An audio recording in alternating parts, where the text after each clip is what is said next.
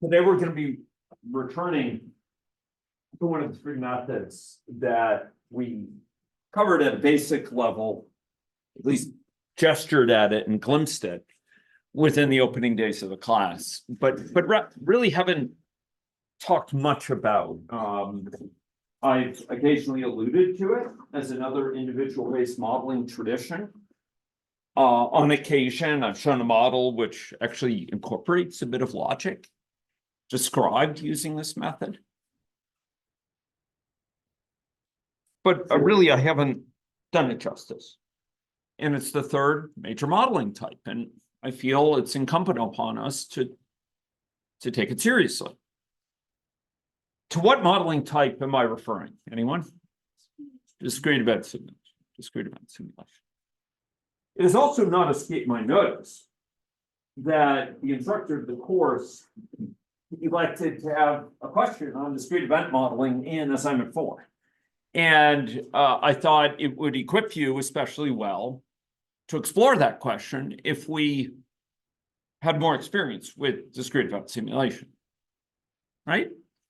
So to that end, I want to build up a model with you today in the discrete event paradigm. But I have a subversive goal in mind, moreover, which is to lead us in to the topic will be the focus of our discussion on Thursday, namely hybrid model. A topic of great practical engineering, performance, and indeed philosophical significance. One that has profound impacts on our ability to learn from models. But to position us for that in a convenient manner, I want to build up this discrete event simulation model, okay? So to that end, I would invite you all to fire up your AnyLogics, and we'll go through the set-to-set building of a model fairly similar to the one given to you in assignment 4 as part of that question. But as I am wont, I will use it to illustrate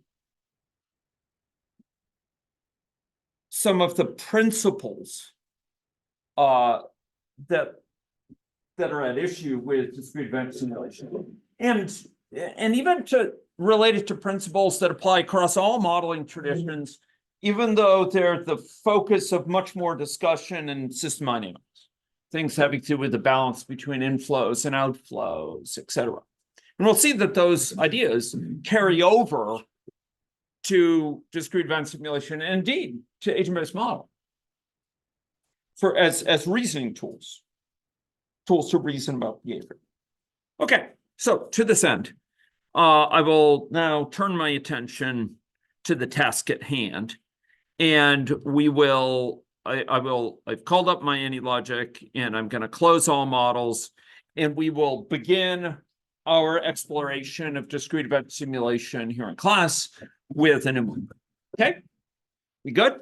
Okay, so I'm going to move fast. I'm going to move quickly and live light on the land. Okay, and so I need you to pay attention. If at any point you lose track of the step I was taking, raise your hand or call out, and I can answer that question. What was the value you used for that or whatever? Just speak up, okay? If you need a little bit more help, we are recommended by the estimable virtues of our TA, trusty TA, Matthews here, who stands ready for deployment.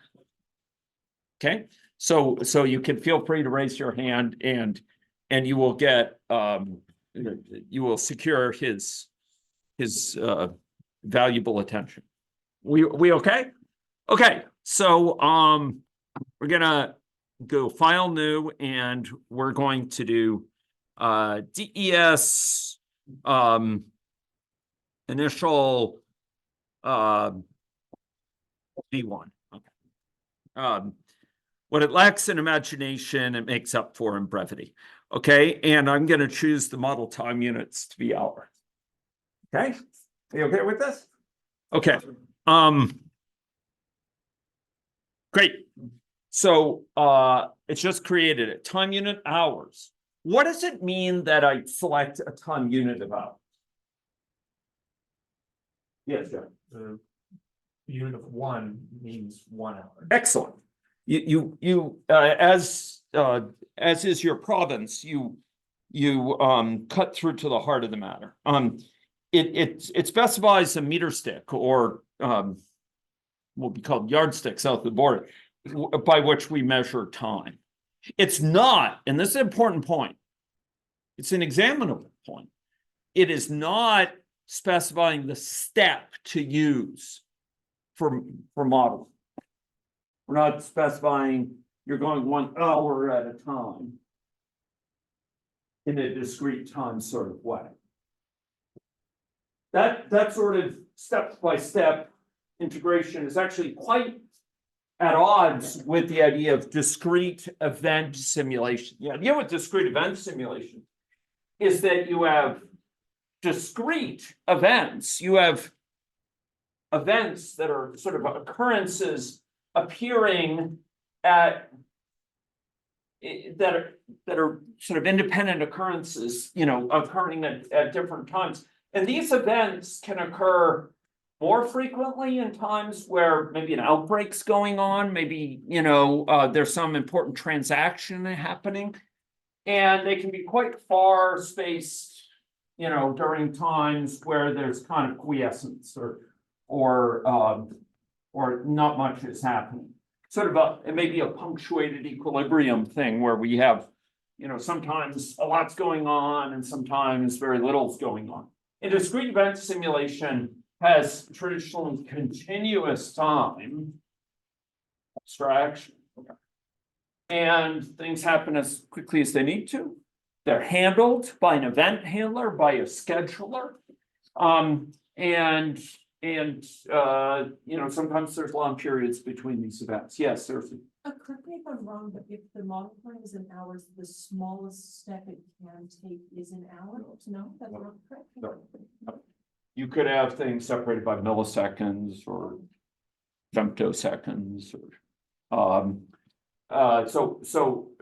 so thank you for asking, because I think, judging by exam results, many students are encumbered by that misunderstanding that it specifies the minimal resolution. It does not.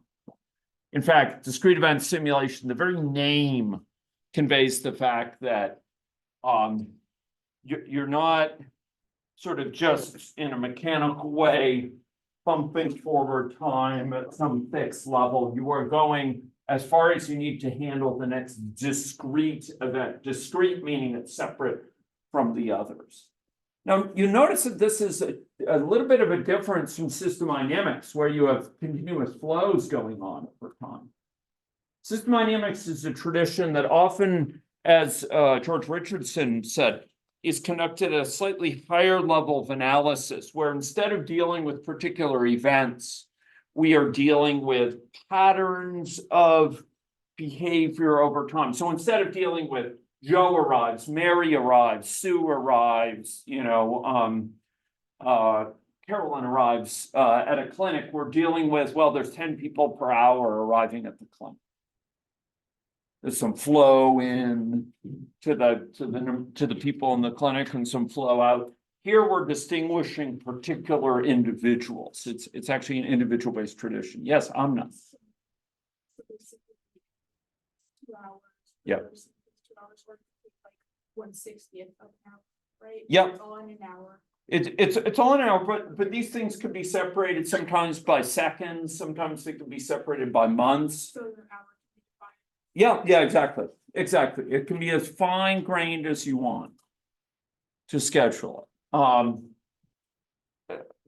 For those who might be interested in it, some weeks ago, I asked you to review a video on sort of two models of time, discrete time and continuous time.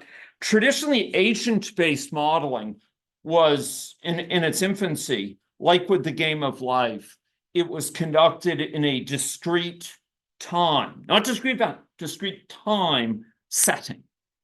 meaning you sort of go through time point by time point of sort of equally separated ticks. I don't know where's my Zoom window? Where's my Zoom? My Zoom is, okay. Thank you. People said I wasn't sharing my screen. Okay, yes, thank you. Okay, well, I'll right that wrong in a moment, but in system dynamics modeling, or excuse me, in agent-based modeling, traditionally you go through discrete time, and it's time ticks. It's time tick 0, time tick 1, time tick 2. And sometimes for a model that's a little bit more empirically based, we might say they represent each month. So you go month 0, month 1, month 2, month 3. Now, this is a very common model of time, characterization of time in agent-based modeling. It's the oldest one. It leads to a lot of complications because often there's a lot that can go on in a month. People get infected, people may, die, people may get married, and, which of those events occurs first may matter for the records you output, et cetera. And, obviously if someone dies, it's a censoring event. They're not going to get married and they're not going to go to the hospital. And so you have to sort of take this into account at the end of the month and kind of broker, these censoring events that this occurred probably before that within the month. And it's often very awkward. So a newer generation of AnyLogic of models, including AnyLogic, but not limited to it, of agent-based modeling approaches has made use of a continuous time abstraction where time is as fine-grained as needed, and we handle things with discrete events, like we handle entering a state and leaving a state and sending a message, et cetera. An agent appears, an agent just has to, disappear from the model. We handle those with discrete events that can occur as fine-grained, separated as needed, or as coarse-grained. And that can be very advantageous because you could have sometimes months between events that have to be handled. You don't have to go through, at a time. But there's still quite a lot of agent-based models that are, particularly stylized ones, but beyond that are a month at a time. Excuse me, a tick at a time. We have these abstract ticks. Okay. Okay. So true, false, you tell me, true, false. The time unit of a model indicates the minimum time step at which things can happen. False, false. Pop quiz. No, I wish, yeah. Okay, here's our AnyLogic. We did file, new, model, and we did our, and we called it, right, DES initial V1. Okay. So maybe just for those, yeah, okay, fine. Okay, so next, we are going to go to a palette, which we haven't much explored. It's actually the top palette here on mine, and it's called the Process Modeling Library. Now, all of these traditions, system dynamics, stock flow models, agent-based models, they all depict processes, things that play out over time with advancing the state of some system. But this is called process modeling sometime. And essentially, with discrete event simulation, you have structured workflows, which entities proceed down in ways that are capacity limited. Okay, so workflows that are well-defined, they don't have to be linear. They can have splits, they can have loops, they can have conditionals, etc. And the process of an entity, and that's what it's called, an entity that flows down through here. The process through this workflow depends on availability of resources. And when those resources are not available, what do those entities do? They wait, and they wait in queues. Typically, the availability of resources is not infinite. They're, as we say, capacitated. They have limited capacity. Okay. There's often interaction between, on the one hand, the agent, the entities, and on the other, the entities, whereby like an entity might be bound, be reserved for the agent, be seized by the agent. It's a slightly unpleasant sounding verb for it, by the agent for some period before they're let go. So maybe an agent needs to be examined by a physician, and so the physician is seized by the agent for a period of time. They're being examined and then they're released. Or maybe the agent is examined in a procedure room, and so while they're undergoing that procedure, they have reserved that procedure room. They've seized that procedure room.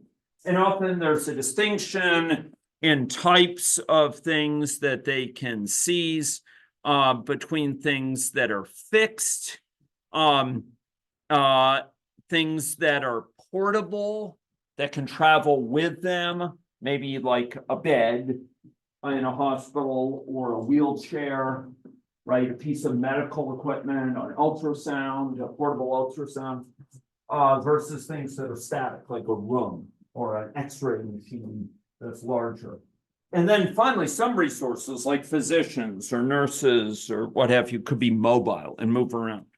And often there's a tying this into physical layout, and you what would call endogenize the movement within these systems. So as they flow through these workflows, they move around within these systems from one place to the other. And if you go through these slides, which I will post, you can find some discussion of how to set this up so that you can have these entities, you know, come in, wait in the waiting room, and then be routed to various rooms here for various tasks, be routed for an X-ray, etc., based on the resources with which they are associated. So if EC room 2 is reserved for them, they'll go to EC room 2, await a physician who will come to them, and then maybe it's determined they need an X-ray, so they'll be sent to the X-ray machine, and they'll be routed on these paths.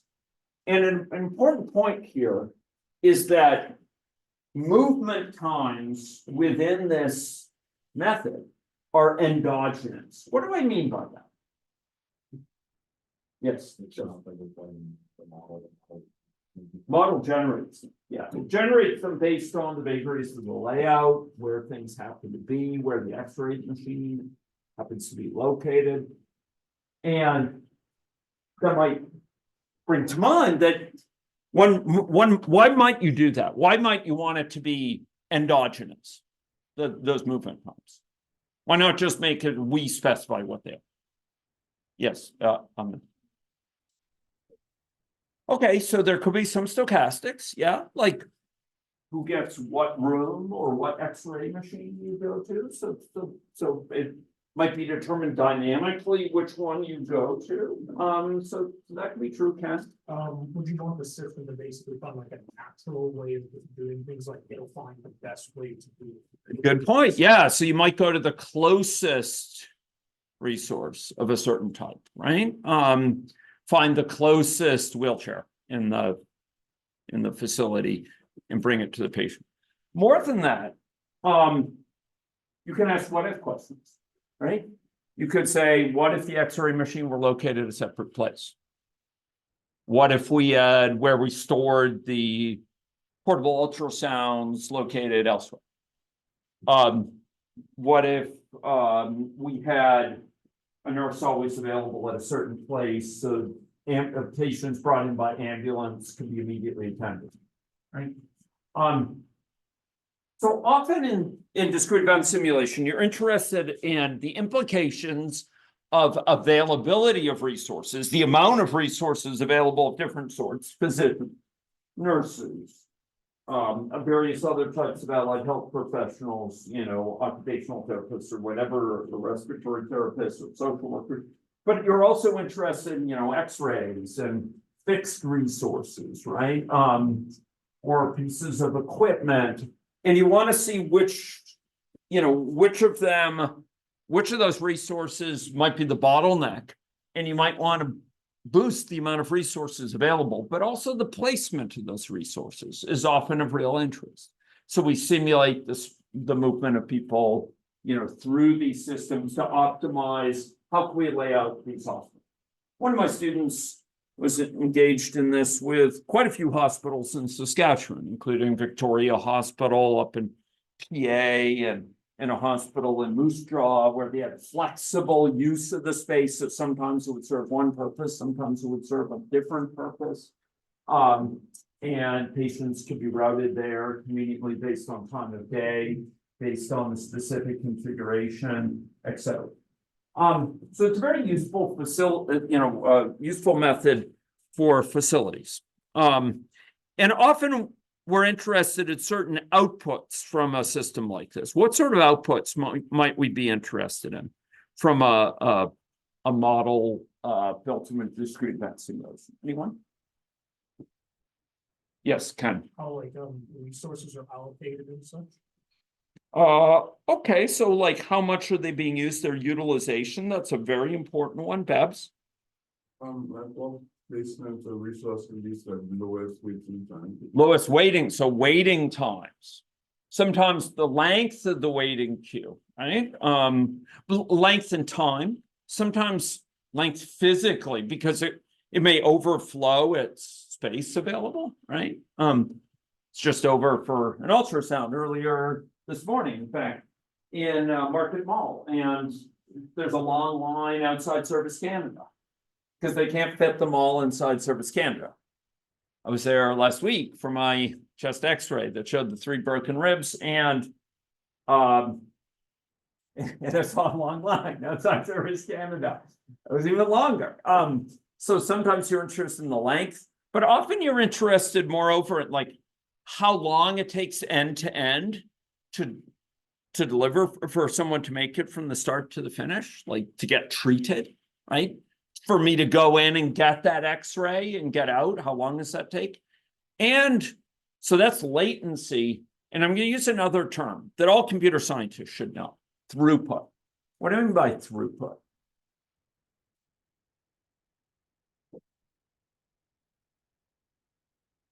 We talk about throughput for web servers, for example, for transactions. How many transactions I can do per day, per unit time? How many patients I can serve in the course of the day? That's a different question than how long does it take each patient to get from the start to the finish, right? It's how many can I treat per day? There may be many in there at a given time. How many can I treat? Maybe each one is there for many hours, but we're able to get so many through, at the same time that we can treat many per day. So throughput, latency, length of waiting time, so time, length of the list, resource utilization, these are all key things. So let's explore them, can we? Yes, okay. So let's go back to our model here. And we're going to go to that palette, this process modeling palette, and we are going to drag in some components. The first is going to be a source, okay? And this is going to be a walk-in source. Often I indicate the type of thing it is and the role it plays. In this case, it's out in walk-in. It's going to be a source of entities. And specifically, we have a set of ways of describing them. of characterizing when they come in. We're going to make it here for walk-ins, 1 person per hour. Okay. Okay. So 1 person per hour is going to come in, one entity per hour. And I'm going to create a different one down here, which is going to be a scheduled appointment source. Okay. And this one will be an arrival rate of 4 per hour. Make sure it's per hour, not per second. For some reason, it shows the default is per second, despite the time unit for the model being hours. Okay. I Yeah. think we changed walk-in sources out. Did I? Okay, I did 4 for scheduled. Here's walk-in, 1 per hour. Yep. Okay. Sorry. Oh, didn't update it to 4. Thank you, Matthews. I know. Okay, here we go. And I'm gonna do it per hour here. Yeah. Yeah. Oh, wow. Well, look at that. Well, I'll be. Okay, let's yeah, there we go. Okay.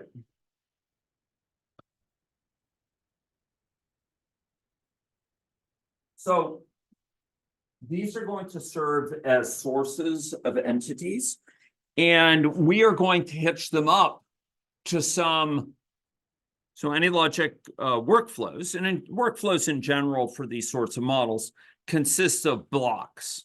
Sometimes those blocks are just simple operators, like waiting is the one we're going to use, or queuing up, or seizing some resource for the entity, reserving a resource for the entity, or releasing such a resource.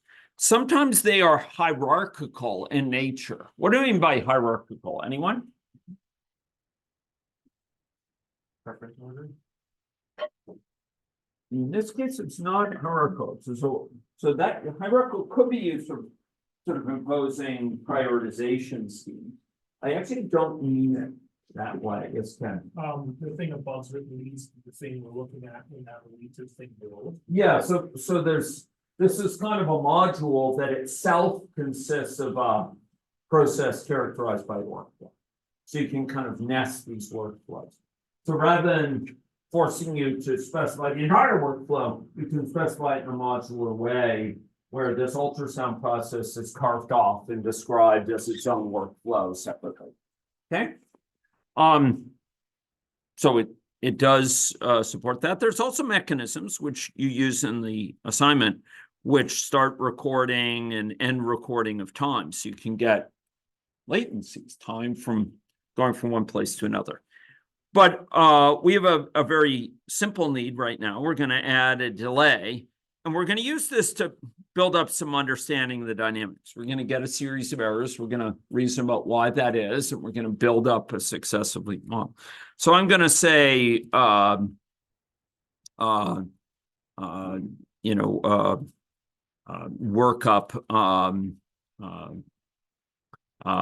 workup and treatment. By workup, I'm using it in a medical sense to mean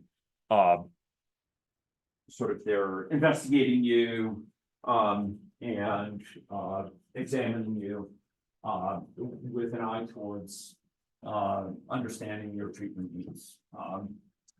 Okay, and there's going to be associated with this delay block some amount of time that it takes. Right now, it puts in a triangular distribution with 3 parameters, 0.5 being the minimum value, 1 being the mode, the single most likely value, 1.5 being the largest value, but instead of seconds, I want you to change it to hours.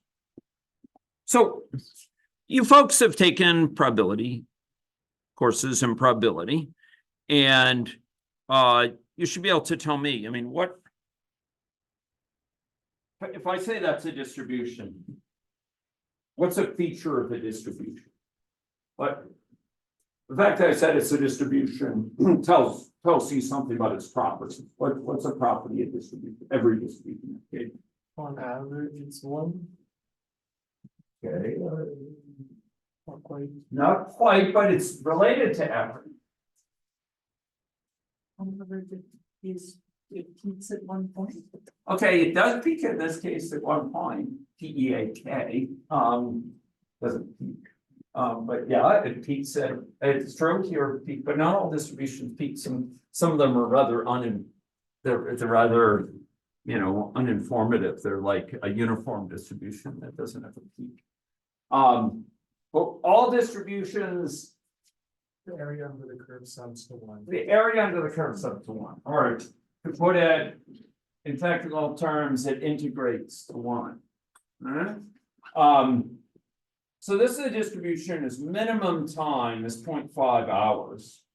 This is the time for workup. Right, that little block, right? Starting not to hurt too bad when I break my life. So we have something like this.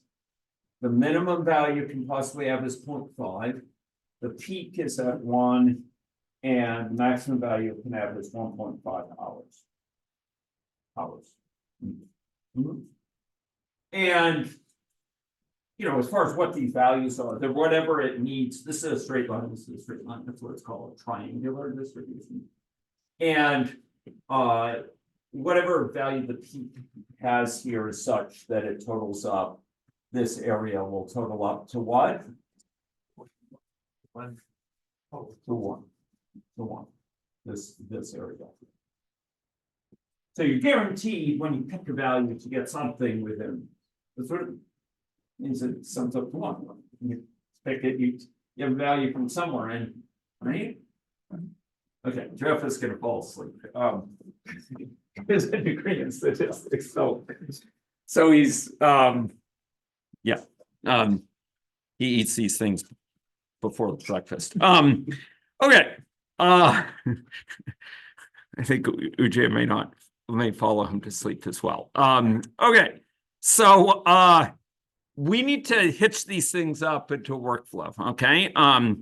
But we first need one final thing, which is a sink. Okay.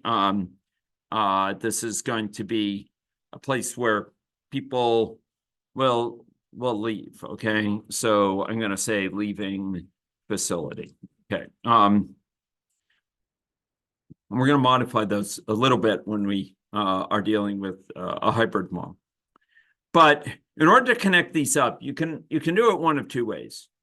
You can go and drag. Excuse me. Okay, now I'm in. I can go and drag it here and connect it up like that. There's also a way to. Was there a question? Sorry, I thought I might have heard a question there. I can go and do this, but I can also go and for some reason I'm having trouble. Matthews, help. Okay. There should be a way to like drag a connection over. I think the interface has changed. Yeah, that's what I tried doing. Oh, okay, this time it worked. Maybe I was just not clicking within the green square. Yeah. Okay, so we can do something like this. So people can come from either of these sources. They get worked up. It takes some amount of time to work them up, and then they leave. We okay with that? So entities are flowing through this. Right now, there are no resources. Just that flowing through. Okay, now we could run this. And if we run it, we will encounter some initial dynamics, but it will experience a problem. It was not able to leave this because it says consider increasing capacity. So if we go and we look, it's hinting as to what the problem is. Let's go look at this workup. This workup has a capacity of 1. only one person can be worked up at a time. And it takes that person between 0.5 and 1.5 hours to be treated. How many people do we have coming in per hour? 5. So the rate of inflows is outpacing the ability to deliver care. If we change this to seconds, would we be able to or milliseconds, better yet, would we be able to keep up? What do you think? Here we go. Okay, so we've got 23 people treated so far, 30, 40, 41. Yes, the answer is yes, because it's not going to be a bottleneck, right? If it's in milliseconds, we treat people so quickly that those 5 an hour that arrive are no problem. But if this takes an average of an hour, just people are going to back up. They have nowhere to go from these original sources. They can't go here. It's only capacity 1. There's only room for 1 person. So what we need is some way for people waiting. And what's the mechanism we add in? What's the operator we use to add in a mechanism for people to wait? A queue. So let's go back to the palette and let's go find our queue. Okay. Okay, here we go. And now we're going to go reroute these. These will both go to the queue. And we will give this queue a capacity of 100. And I will hitch this one up here. Okay. So this will be called, I'll call it waiting queue. Okay. And okay. Okay, it's being transcribed. Thank you. Waiting queue. Okay. Okay. So if I run this, what do you expect to see? Give me some properties of what you can see. Yeah. They'd all enter the queue and 1 person would go out of the queue at a time, get treated, and then another Good. person would come in, but you'd still see a bottleneck since the flow was. Okay, you cut to the chase. You articulated several key factors. So people are going to be waiting in the queue. They wait because it's going to take them some time before they get selected here, and people will be coming in from these sources at the rate of what per hour? On average, 5 per hour. Be 1 from here, 5 from here. And how many on average will be leaving per hour? 1, right? Because it turns out that the mean of this is not only the mode is 1, but it turns out, given that it's symmetric, the mean is 1 too, right? So it's an 80. I'll have it, no. Okay. So will that queue be empty? Will it tend to be rising or falling? Rising. Why? Yeah, not enough people are leaving, and therefore what is greater than what? Inflow is greater than outflow. And one of the reasons I wanted to emphasize this is because it's easy to compartmentalize this course. To say system dynamic stock flow modeling is about stocks and flows. You know, inflow and outflow, that's where we reason about inflow compared to outflow and size of the queue, and then age-based modeling, you have these state charts and networks and spatial mobility and discrete event simulation, you have resources and structured workflows and availability resources means people wait in queues and you can have spatial layout, endogenous space. So that's a mistake because a lot of the learning from one of these methods carries over to the other. And perhaps the most clear, one of the clearest examples of this is with inflows and outflow. You can reason in terms of inflows and outflows, and indeed stocks in system dynamic stock flows for sure, where it's at the heart of discourse. But you can also reason about it for discrete event simulation, behavior, and indeed for agent-based modeling. You reason about the count of people infected in an agent-based model. They may not be put in a stock. They're not characterized as continuous quantity. They're a count of distinct individuals. But the number of people infected will be going up if the number of infections per unit time is greater than the number of recoveries per unit time, right? It may be an agent-based model, but stock flow reasoning still applies. Do you get that point? It's a really important point.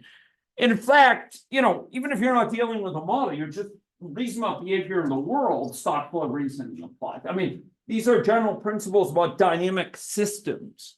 And it's a mistake to think that they are beholden to, that they're specific to one type of model. They have to do with the nature of processes in the world that surround us. And we can usefully reason about them as conceptual tools in any number of different domains. Okay, so Ken gave a very articulate characterization of what we might expect.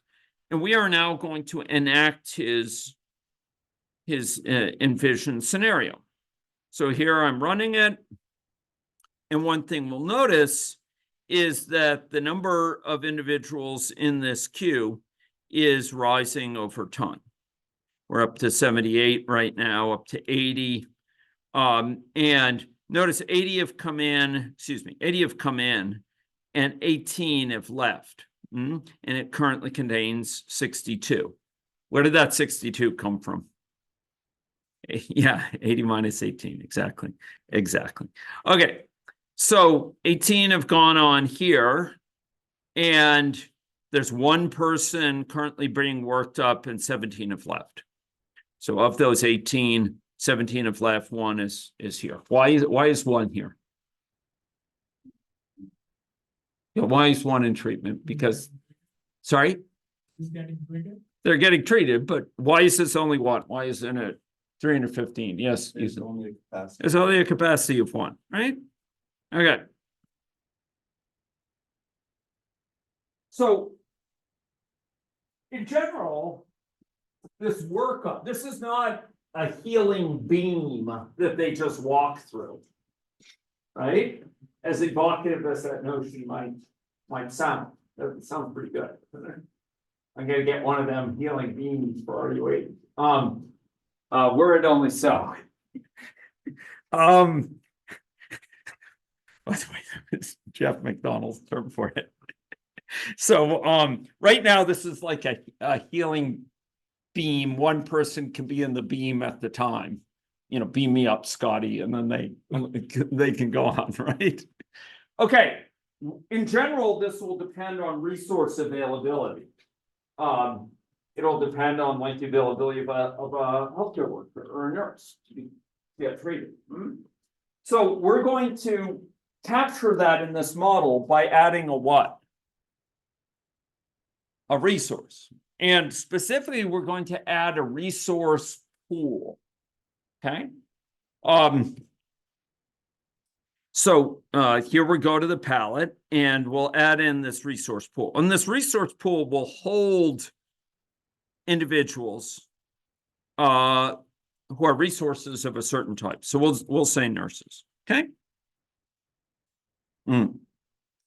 And we're going to want to denote that there are nurses within this resource pool. Okay. And the way in which you would most commonly do this is you don't have to if there's only one type of resource, but you could do new agent type nurse. Okay. So now we have a nurse, and if we wanted that nurse to have a little, appearance, we could lend a nurse-like appearance here. Here we go, and okay, so there we go. I don't know why it was being truculent there and dragging that in. There we go. The nurses, we could end up distinguishing them as units of this type, nurse. They're going to be a nurse. Okay. Here we go.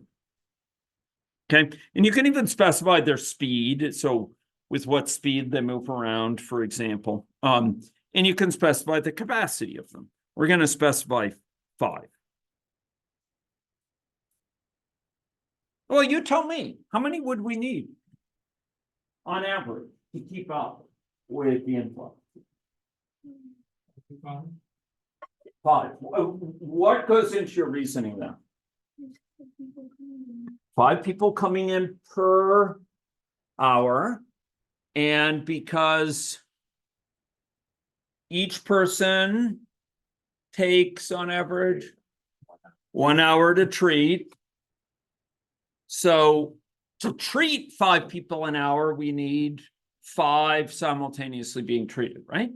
Let's suppose each person required 2 hours to treat. How many?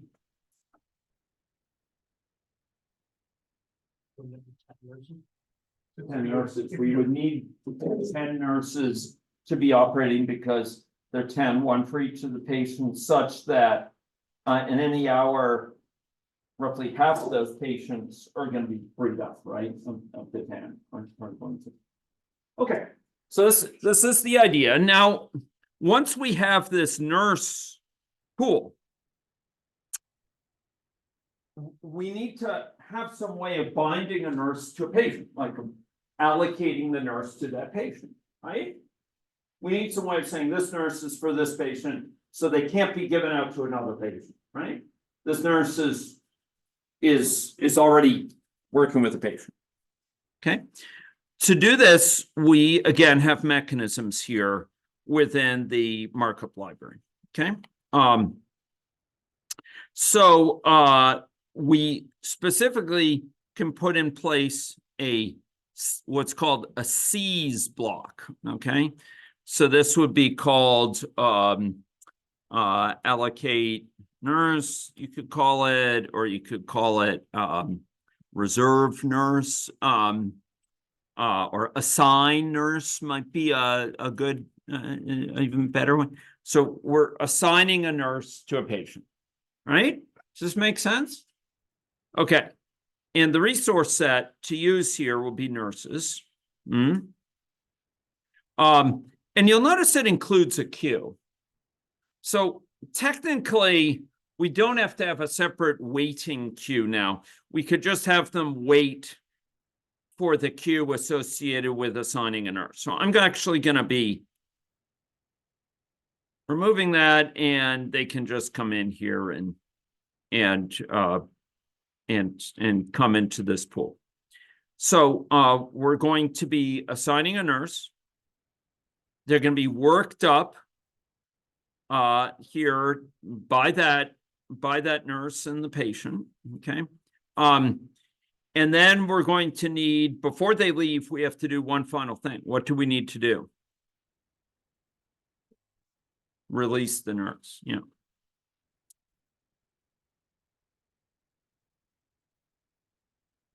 Okay, so release nurse.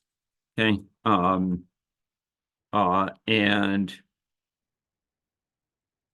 And here, this is right now it says all seized resources. We could specify which one. Right now, there's only one, so it's fine to say it releases all resources. And you'll notice as we're going through these, there's a bunch of stuff that we're not specifying right now because we're not showing a physical layout. You know, if we had another lecture on discrete event simulation, I might specifically look at the layout, but, you know, return to home location versus stay where they are with the nurse here. Here, this attach these resources would have a resource like a gurney, a bed, or a wheelchair, or a portable ultrasound that might travel with the patient. You know, some sort of IV line that might travel with the patient, and you can specify the relationship physically between the resource and the patient, like does it travel with the patient? Okay, there's one final thing I want to do here, which is what now we've allocated the nurses here and released them. For this workup, we don't need it to be of capacity 1. We'll have it however many can get treated given the resource availability for the nurses. That will govern it now instead of just a fixed capacity of 1. So if there are 5 nurses available, all of them can be treated. We don't impose any fixed constraint of like 1 at a time. Are we okay with this? So I've just changed it to maximum capacity. Okay. So again, we have a resource pool of nurses here. We have set the workup and treatment to be maximum capacity. We've assigned, do you want to, any questions on what I've done? There's one issue, maybe 2 that we need to resolve still here. So first of all, I left this thing hanging right now. It actually needs to be connected here, okay? And I am going to make these just both be connected to this, okay? Okay, so we have walk-in, we have the C's block. The C's block seizes the nurses, seizes 1 nurse. There's a workup of the same length given that availability of a nurse and release. The nurses are released here. What do you think happens if the nurse is not available? Just to make sure it's sunk in. If the nurse is not available, what happens? Yes, you can add it to the queue. And they remain in the queue in order until the nurse is available. And in case you're wondering, you can have preemption, enable preemption. You can have certain higher priority patients who get to go to the front of the queue because it's a life-threatening situation or whatever. Does C's have a built-in queue because they're so you like believe the Yes, it has a built in the queue. That's why it's that little thing here, and you notice it says queue capacity. We okay with this question? Does the workup and treatment to have the agent take such units? No, because I assigned the nurse here a release. Workup and treatment is within that span where they're assigned to the nurse. And there's no need here to explicitly say the nurse is needed because the nurse, by the time the entity flows down here, a nurse is assigned to it. They're only going to be here if they got a nurse assigned to them. If they haven't yet gotten a nurse assigned, they're going to wait in the queue. It's a very good question. Like you might think, yeah, oh, this agent type, that's actually the entity that's flowing through, not of the resource. And, so I'm going to unpack this a little bit. In any logic, for reasons we'll be exploring in the next class, any logic seeks to support mixing of any logic with any other logic, okay? Hence its name.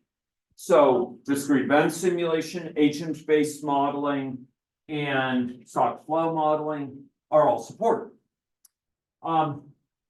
One way in which that's facilitated is in any logic, secretly, entities are agents. In fact, their documentation used to say entity, which is the is the normal name. It's the conventional name in discrete event simulation. And in recent years, they've just said agents because agents can be entities. Agents automatically can be an entity. Any agent can come into a workflow, and we'll see that, but probably not this class. Okay. So it turns out agents are entities, and so when it says under advanced agent type, that's just referring to the entity function. Okay. Yeah. Great question. Now, I don't want to muddy the water, but it turns out a very different sort of role is played by resources in these models. There's a real asymmetry. This is an important point. Quite different from agent-based modeling. Agent-based modeling, we routinely have a given model have multiple types of agents, right? Might have a physician agent and a patient agent, might have a person, their service dog, in a community-based organization they deal with. These could be 8 different agent types. And they're all kind of all equals to each other in the role they play in the model, in the sense that they're all agents. None of them is privileged. In discrete event modeling, there's a real asymmetry between 2 things in this, and it's been emphasized in my points thus far. There's 2 very different roles played in modeling, in the discrete event modeling, between entities who flow through the workflow and resources whose job in life is to support those entities. Whether it's a procedure room, an X-ray machine, a bed or a wheelchair, a portable ultrasound machine, a X-ray technician, a nurse, a physician, those are all resources that exist to, in some sense, operate upon the entities that flow through this. These operators, do you see these operators? And, they're drawn from a much broader set, which you can go read about in my slides that I'll be sharing with you. There's things to, select outputs or split entities, actually. There can be mechanisms to sort of attach one entity, one resource to another entity to sort of accompany that entity. So you can attach a wheelchair to an entity, so that when the entity moves from one place to the other, the wheelchair moves for it. You can have resources that are told, go to the patient, go to the entity. Those are resources. But there's this fundamental asymmetry between kind of the rules that govern and the sort of activity space, the sort of degrees of freedom that entities have.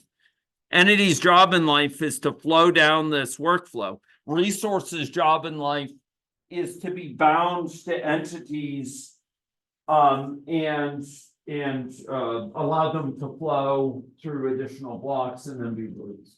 That's a real asymmetry. Entities are of a very different ontological status. They're very different sort of thing than resources. Yeah. Very asymmetric. Whereas in agent-based modeling, doctor, community-based organization, dog, person, these are all just agent types. They're all at the same sort of ontological level, all the same sort of general level, the role in terms of the general role they play. Do you get that point? So, you should be equipped based on those comments. If you got a question on the exam, what is it that flows through the structured workflows and is operated upon by these blocks? What is it? What is it that flows through this? Entities. What is it that is needed for them to flow at certain places? And if it's not available, they queue up. What is that? A resource. Regardless of what type it is. And then there's these different types, but subtypes. But fundamentally, resources exist to serve the entities, to allow them to accomplish, certain tasks within there so they can move on in the workflow. These workflows are they're resource limited, right? They can't proceed often unless there, like in our model, is a nurse available. Do you get this point? Okay, so let's run this thing. These are important points. Okay, so let's run this. So here we go. Okay, so I'm pausing it for a minute. So we have, you could see 24 people have come in via this, and 6 via this. Total of 30 people have come in. These 30 people have gone on to be treated by these nurses, and 5 of them are in there right now. 30 have come in, 25 have left, 5 are there right now. If you kind of squint your eyes, you could kind of say this is a bit like a stock, right? There's flows into the stock, 30 have flown in, it's kind of integral that flow in. But it's 30 distinct individuals, 30 distinct entities. It's an individual-based tradition. Let me emphasize that again, in case that hasn't sunk in. This is an individual-based tradition. What other tradition? What other type of modeling have we been dealing with in this class that is an individual-based tradition? Individual-based model. This is an individual-based tradition, right? We have individual entities who arrive at the clinic and depart the clinic, right? System dynamics stock flow models are at a higher level of abstraction. We deal with patterns and rates of flow and rates of inflow, outflow, and accumulations. This is very much a event level tradition. Things happen in events, right? So 25 have been treated, 25 have sought to release their nurse, and 25 released, 25 have left. Are the nurses busy or not busy? They're very busy indeed. Right? 88% of the time on average, they've been 88.6. They have been busy. Mm-hmm.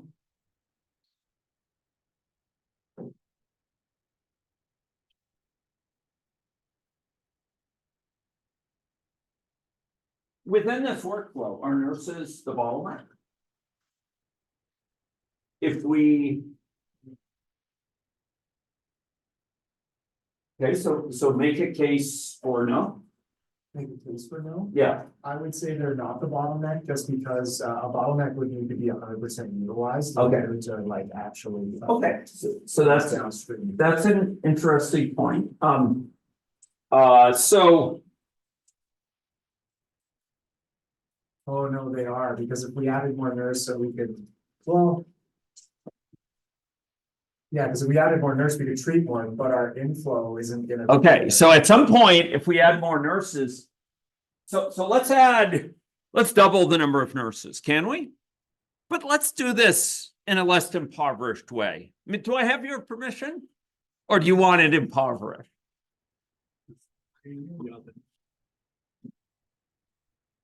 I'm gonna do it not impoverished. In any case, okay. So we have to have a sense of dignity, ladies and gentlemen. Okay.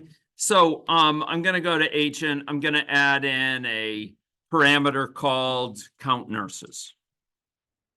Okay. This is gonna be an integer. Okay. Okay.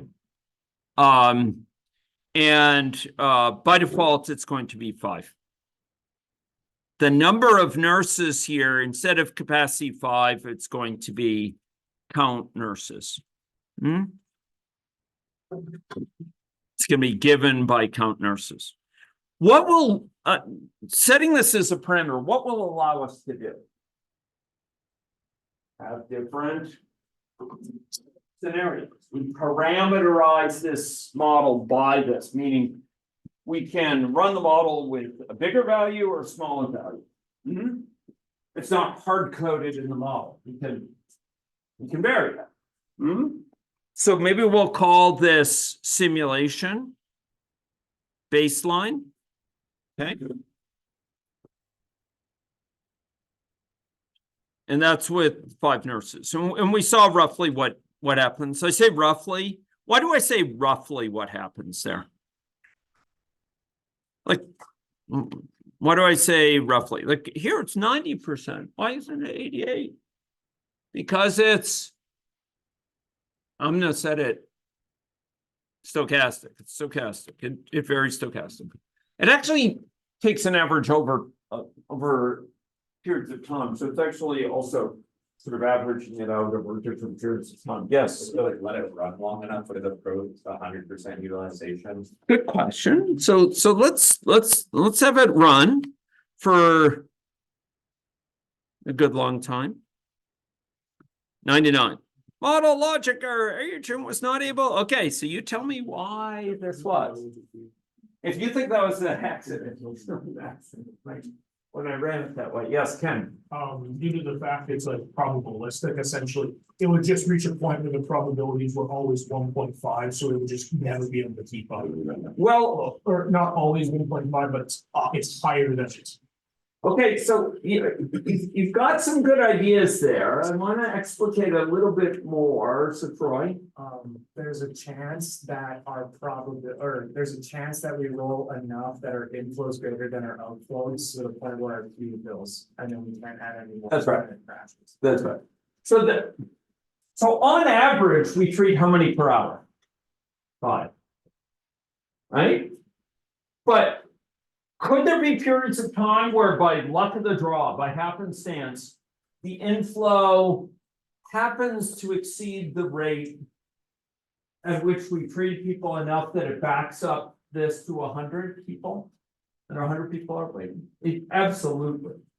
Absolutely.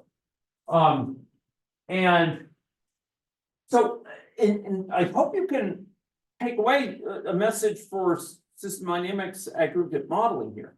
Because in system dynamics aggregate modeling, if we had 5 people in per hour, 5 people out per hour, what would the stock be doing?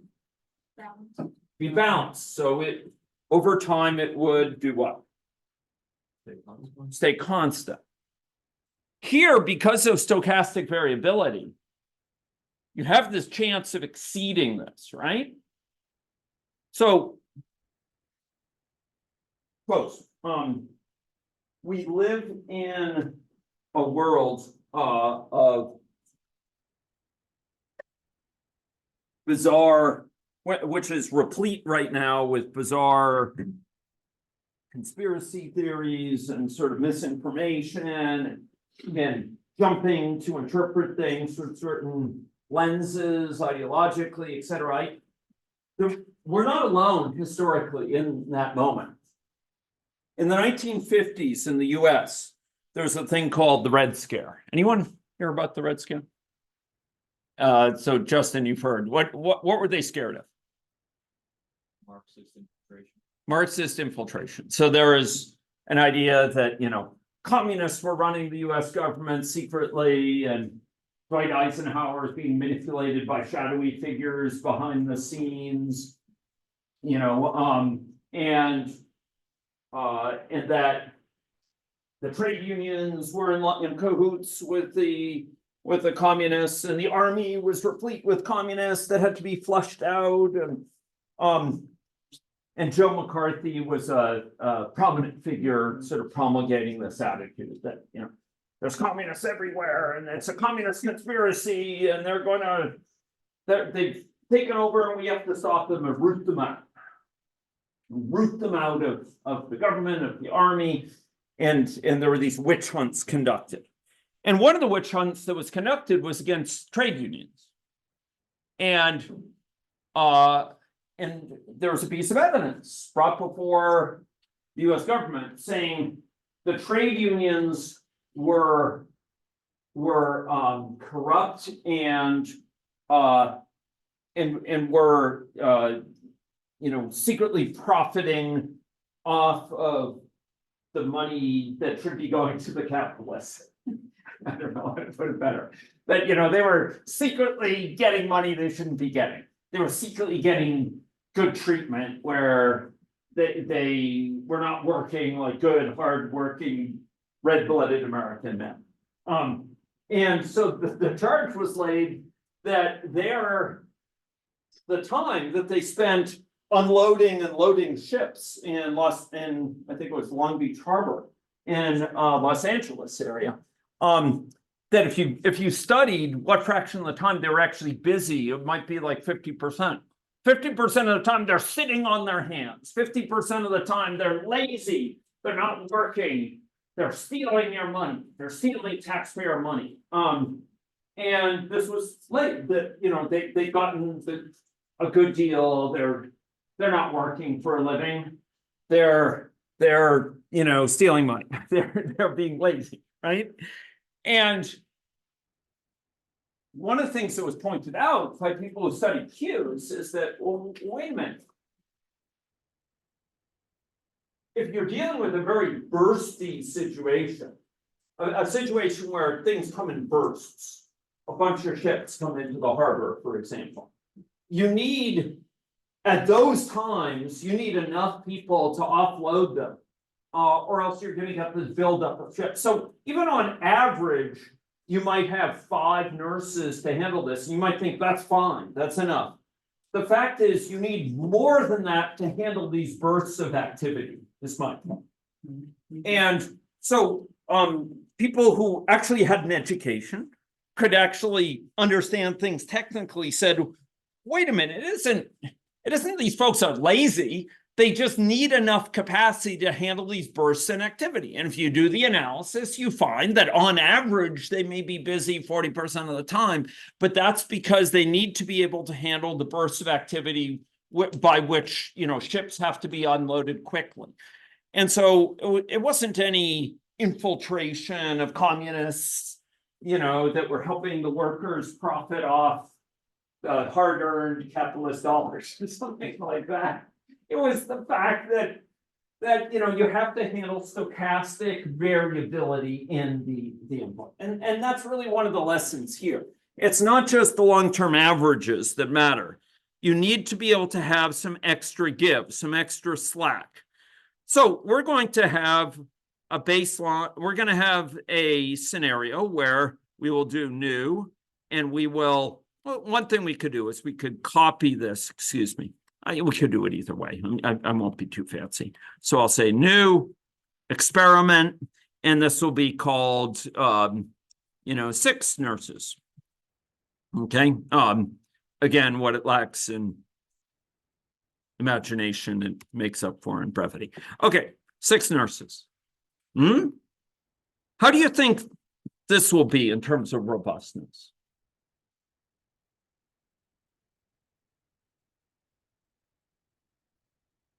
Do you think if I ran this long enough, it's possible there could be a case where it succeeds? Yeah, but it's, if you look at the numbers here in the queue, what's that telling us? Are we pretty comfortable statistically with sticking with these 6 nurses? You'll notice it's occasionally it goes up in the double digits, 10 or whatever, but it's not trending upwards to near its limit. What was its limit? Does anyone remember? 100. So it's pretty safe stochastically. Look at those nurses. Ladies, not working 100% of the time. Like they're even red. They're even red. They're coming. Okay. So I won't rip too heavily on this, but the point is, you need some slack to handle the stochastic variability, and that may lead to a utilization to be below 100%, because occasionally you're going to need that extra level of give in the system, or else you may exceed the right. So lesson learned, it's not the averages that matter. So it's not to say aggregate modeling isn't insightful at all. No, it clues us into a lot of these things, but sometimes you really care about stochastics. Sometimes stochastics really matter, actually, in terms of your ability to handle the workflows needed in order to reason about robustness, right? So here we have about 83% capacity. Now, if I went up from 6 to 10, would that be would that help increase the throughput a lot? No. Why not? Troy mentioned it earlier, but yeah, Your inflow is still less than the amount of nurses, so essentially you'd have, your nurses would have more time That's- off essentially, but it would still leave no. That's right. extra. yeah, and statistically, the probability that we exceed that limit of 100 people waiting is so low already at 6 that going up to 10 would have little gain. In chemistry, there's a notion of a rate limiting step in a set of reactions. And really, the rate limiting factor shifts as you go above 6 nurses. The rate limiting factor for treatment really shifts to arrival rate. I mean, it's the arrival rate. Now, if we had more time here, I might add a different sort of resource. I might add physicians in, I might add procedure rooms, I might add some stochastics in about, does a patient need to be examined by a physician and how long that would take? We might have resources of different types of x-rays. I hope you can use your imagination here to reflect on the fact that if we had a couple types of resources, at certain times, for a certain level of resourcing, availability of resources, count of each type of resource, certain of those resources might be the bottleneck, others might not be, right? The bottleneck might shift as we get more resources. So, when you hear glib promises about dynamical systems, we're going to solve the ED weights and patient flow problems in Saskatchewan by doubling the number of emergency room doctors.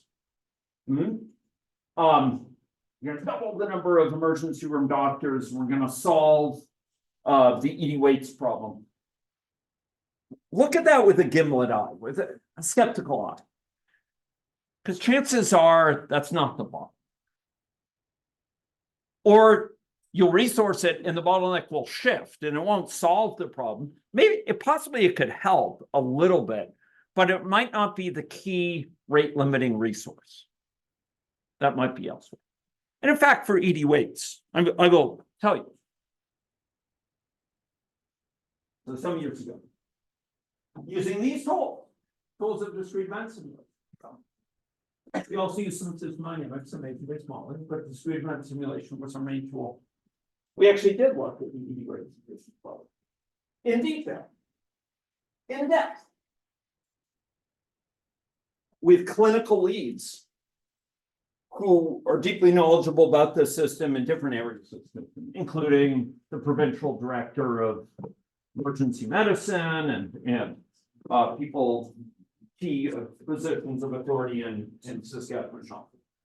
And we recognize where the bottlenecks are. The bottlenecks are predominantly not, even though the weights are in ED. You come in, right? You folks, some of you have been in ED, right? It can be a nightmare. You come in, you wait.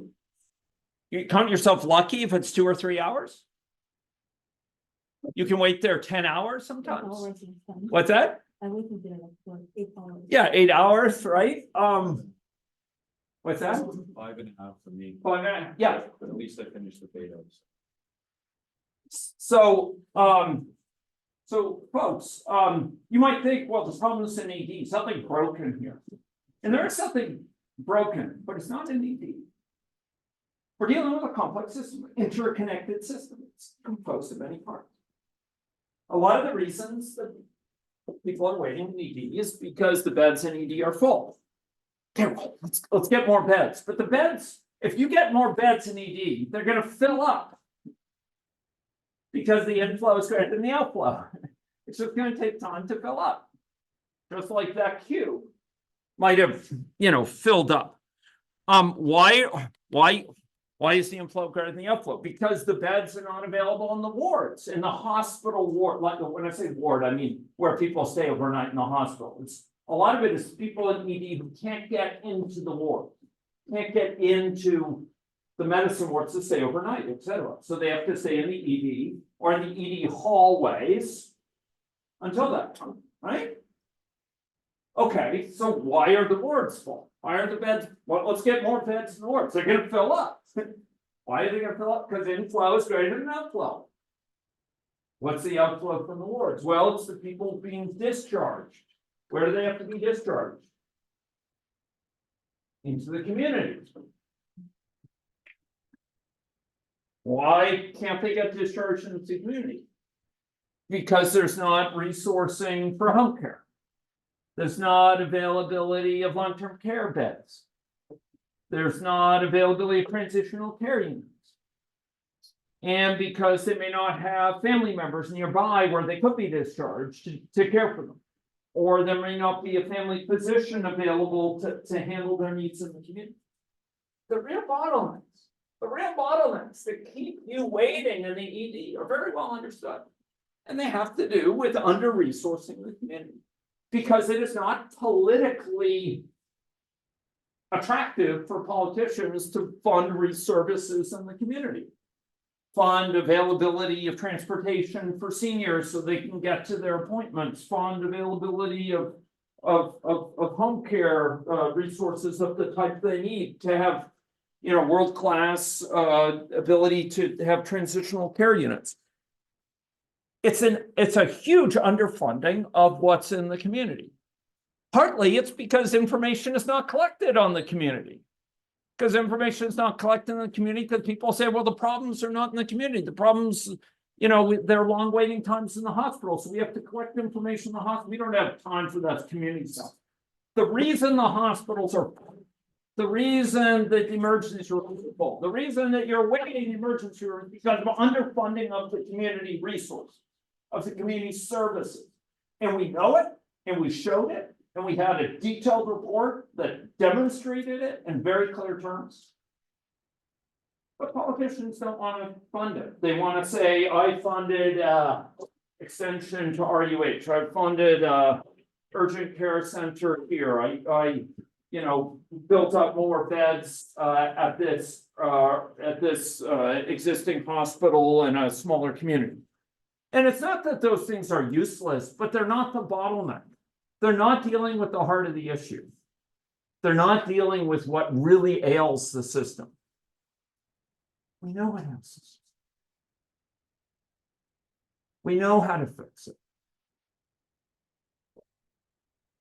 And the real thing is politicians have to be accountable for putting in place evidence-based understanding. But it's these methods, writ large, that can inform that understanding and give us clarity about where the investments will really matter, where they'll make a difference, where they'll put in place fixes that stay fixed, not merely fill up more ED beds, fill up the wards. We know how to do it. Let's hold the politicians accountable. And with that, I will close this lecture. Thank you.